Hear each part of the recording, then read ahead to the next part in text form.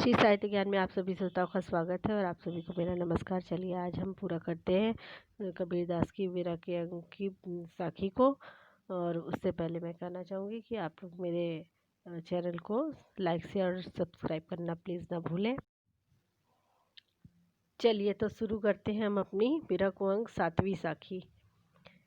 विरहनी उठे भी पड़े दर्शन कारणी राम, विरहनी उठे भी पड़े दर्शन कारणी राम, मुआ पीछे देहूँगे सो दर्शन की काम, मुआ पीछे देहूँगे सो दर्शन की काम।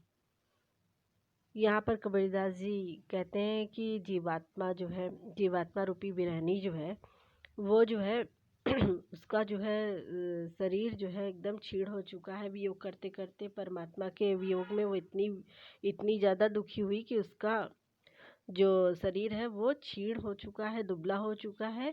और उसके बावजूद भी वो उठना चाहती है और उठ नहीं पाती है, पृथ्वी पर बार बार गिर पड़ती है। लेकिन फिर भी उसको चूँकि राम का दर्शन करना है, इसलिए अपने ईश्वर का, परमात्मा का दर्शन करना है, और इसलिए वो बार बार उठने की कोशिश करती है। दूसरी पंक्ति में कहती है कि मुआ पीछे देहुगे सो दर्शन की काम। दूसरी पंक्ति में कबीरदास जी का कहना है कि जीवात्मा जो है, विरणी जीवात्मा अपने मन के भाव को कहती है कि मुआ पीछे देओगे सो दर्शन की ही काम। अगर मृत्यु, मुआ मतलब मृत्यु के बाद अगर तुम, हे प्रभु, तब तुम दर्शन दोगे तो ये दर्शन किस काम आएगा। जब यह जीते जी ना हो पाए दर्शन, तो मरने के बाद ये दर्शन किस काम हो के लिए आएगा। यहाँ पर उठे भी पड़े में बहुत अच्छा कबीर जी ने जो है इसको बताया कि विरहनी की विरह की तीव्रता को बड़े ही उससे बताया कि ये कितना जो है उसको वेदना है। इसमें एक व्यंजना यह भी है कि जीते जी प्रभु का मिलन हो जाए तो ज़्यादा ही श्रेयस्कर होता है, वो ज़्यादा ही अच्छा होता है। चलिए 8वीं साखी देखते हैं। मुआ पीछे जिनी मिले कहे कबीरा राम, मुआ पीछे जिनी मिले कहे कबीरा राम, पाथर घाटा लोहा सब तब पारस कौने काम, पाथर घाटा लोहा सब तब पारस कौने काम।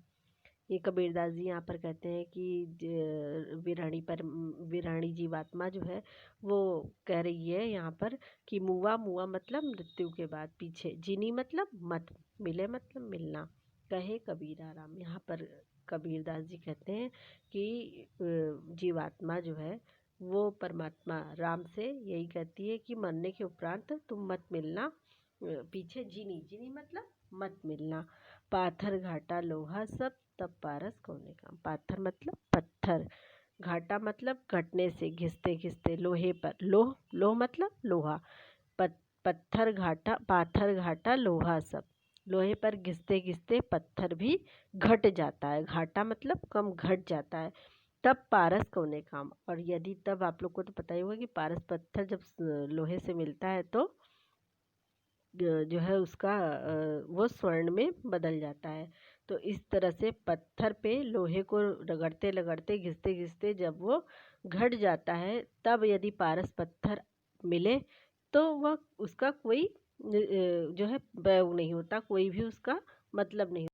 चलिए अब 9वीं साखी देखते हैं। अंदेशो नहीं भाज्यसी संदेशो कहिया, अंदेशो नहीं भाज्यसी संदेशो कहिया, कै हरि आया भाजसी कै हरि की पासी गया, कै हरि आया भाजसी कै हरि की पासी गया।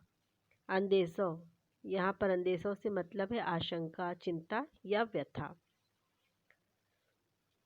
यहाँ पर कबीरदास जी कहते हैं कि विरहणी जो विरह अग्नि में जल रही है, वो यहाँ पर कहती है, जीवात्मा रूपी विरहणी कहती है कि मेरी आशंका, चिंता या व्यथा, अंदेशा मतलब मेरी जो चिंता है वो केवल राम का संदेश कहने से ही नहीं जा सकती, प्रिय का संदेश कहने से नहीं जा सकती। वह कै हरि आया भाजसी कै हरि की पासी गया। भाजसी मतलब वह तभी खत्म होगी, मेरी चिंता तभी खत्म होगी, भाजसी मतलब खत्म होगी या पूरी होगी, तभी जाएगी जब प्रभु से मेरा मिलन होगा, प्रभु जो है, प्रभु से मेरा मिलना होगा। वह या तो प्रभु के आने से अथवा विरहणी के प्रभु के पास जाने से ही खत्म होगी, सिर्फ बातों से नहीं। चलिए 10वीं साखी देखते हैं। आए न सको तुझ पे सकूं न तुझ बुलाई, जेरा यही लेहुगे विरह तपाई तपाई। यहाँ पर कबीरदास जी कहते हैं कि विरहणी जो जीवात्मा रूपी विरहणी है, वो जो है उसका शरीर जो है विरह करते करते इतना ज़्यादा दुर्बल और कृश हो गया है कि वो इतनी उसकी सामर्थ्य नहीं है कि आ ही न सके तुझ पे, मतलब कि वह प्रभु को अपने पास ना तो बुला सके और ना तो जो है उसके पास जा सके। उसका कहने का तात्पर्य है कि जियरा यही लेओगे पीरा तपाई तपाई, मतलब कि वह प्रभु से कहती है कि अगर तुम खुद आकर मुझसे नहीं मिलोगे तो मैं इस विरह अग्नि से तप तप कर अपनी देह को त्याग दूंगी, अर्थात अपना प्राण दे दूंगी। चलिए 11वीं साखी देखते हैं विरह कुंभ की। यह तन जारो मसी करो, ज्यों धुआं जाई सरग्गी। यह तन जारो मसी करो, ज्यों धुआं जाई सरग्गी। मति में राम दया करे, बरसी बुझावे अग्गी। यहाँ पर कबीरदास जी कहते हैं कि विरहणी कहती है कि उसकी विरह व्यथा उसको सही नहीं जाती, तो वह क्या कहती है, यह बड़े अच्छे ही ढंग से उसने कहा है, सुनिए। यह तन जारी मसी करो, यह तन मतलब शरीर को जलाकर, मसी मतलब कि भस्म बना दूं, मसी करो, इस तन को जला करके विरह अग्नि की व्यथा में जला करके भस्म कर दूं, और ज्यों धुआं जाए सरग्गी।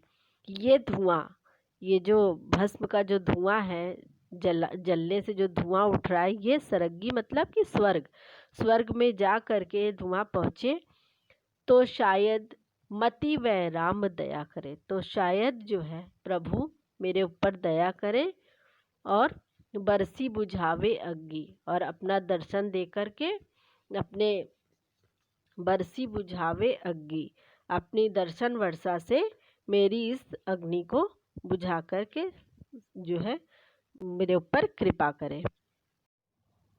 चलिए अब 12वीं साखी देखते हैं। यह तन जारो मसी करो, लिखो राम का नाव। यह तन जारो मसी करो, लिखो राम का नाव। लेखनी करो करंक की, लिखी लिखी राम पठाओ। लेखनी करो करंक की, लिखी लिखी राम पठाओ। यह तन जारो मसी करो, यहाँ पर कबीरदास जी कहते हैं वही जो सेम लाइन थी अभी हमारी 11वीं साखी की, वही है कि यह तन, इस तन को, इस शरीर को विरहणी, जीवात्मा रूपी विरहणी ने अपने इस शरीर को जला करके भस्म कर दिया है, और उस भस्म की स्याही बनाकर, मसी मतलब स्याही, मसी मतलब स्याही, उस भस्म को जो है स्याही बना ली है, और उससे राम का नाव, नाव मतलब नाम, राम का नाम लिख लिख कर लेखनी करो। करंक की, करंक क्या होता है? करंक मतलब खोपड़ी, खोपड़ी, क्योंकि जलने से शरीर हड्डी हो गया है, जलने से शरीर में हड्डी जो है, वो हड्डी किसको कहते हैं? करंक। खोपड़ी की जो हड्डी होती है उसको करंक कहा गया। लेखनी करो करंक की, उस खोपड़ी की हड्डी की मैं लेखनी बना करके राम का नाम लिख करके, लिखी लिखी राम पठाओ, लिख लिख कर प्रभु को मैं भेजूं, राम को पहुंचाऊं, जिससे वे समझ जाएं कि विरहनी की क्या दशा हुई है, उनके विरह अग्नि में जल करके क्या दशा हुई है विरहनी की, परमात्मा के वियोग में।